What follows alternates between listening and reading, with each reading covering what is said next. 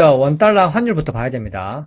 최근 환율이 다시 1,400원을 넘어서 1,500원대로 바라보고 있고 여러가지 리스크가 내포되어 있습니다. 과거 금융위기 국면과 비교할 때 더 나쁜 분석이라고 현재 나오고 있는데 오히려 한국 언론에서는 그런 얘기를 하지 않죠.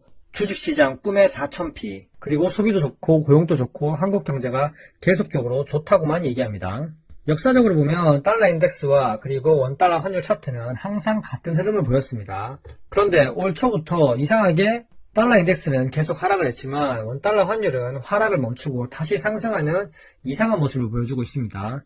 이렇게 다시 상승한 게 달러 강세라고 얘기하고 있는데 차트적으로만 보면 그게 아니라는 걸 알 수 있고요. 전문가들은 환율 상승이 단순히 수출 호조 때문이 아니라 자본 유출 우려, 그리고 한미 금리차 확대, 그리고 정치와 제도 리스크 등이 복합적으로 작용한 결과라고 보고 있습니다. 저 역시 그렇게 보고 있고요. 환율이 이렇게 올라가면 단기적으로는 수출 기업에는 유리할 수 있으나 수입 원가 상승, 그리고 물가 상승 압력, 그러면 소비 위축, 기업 마진 악화로 다시 악순환이 생길 수 있습니다.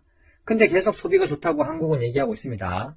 세금 끌어다가 민생 소비 쿠폰 뿌리니까 그렇죠. 이런 거에 속으면 안 됩니다. 결국 다 우리가 갚아야 할 세금입니다. 고환율로 인한 누적 피해가 계속해서 쌓여가고 있는데 과거에는 위기라고 얘기하고 지금은 그 정도의 위기가 아니라고 얘기하고 있습니다. 이렇게 환율이 불안정하니까 환투기가 기승을 부리고 그저 외국인 놀이터가 되고 있습니다. 작년 기사입니다.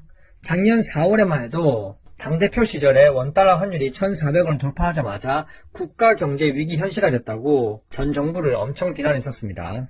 그런데 1년 사이에 왜 바뀌었을까요? 지금은 환율이 1,430원을 돌파했는데도 왜 언론에서는 환율 얘기를 많이 하지 않을까요? 당대표 시절에는 민생과 체감 경제를 강조해야 됐습니다.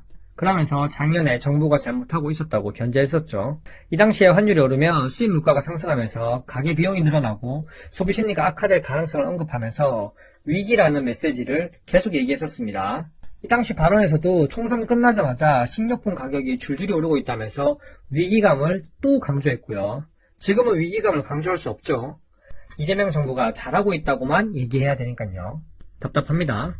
그리고 언론에서는 9월 취업자 수가 31만 명이 증가하면서 소비 쿠폰 효과를 톡톡히 누리고 있다. 그리고 19개월 만에 최대폭으로 증가했고 도매업, 숙박, 음식업 등 서비스 고용이 호조를 이루고 있고 경제가 좋다고 얘기하고 있는 거죠. 그리고 집 대신 주식이라면서 머니 무브 기대감까지 끌어올리면서 꿈의 4,000피를 눈앞에 두고 있다. 증시 질을 개선하기보다 시장 지수만 끌어올리고 있습니다.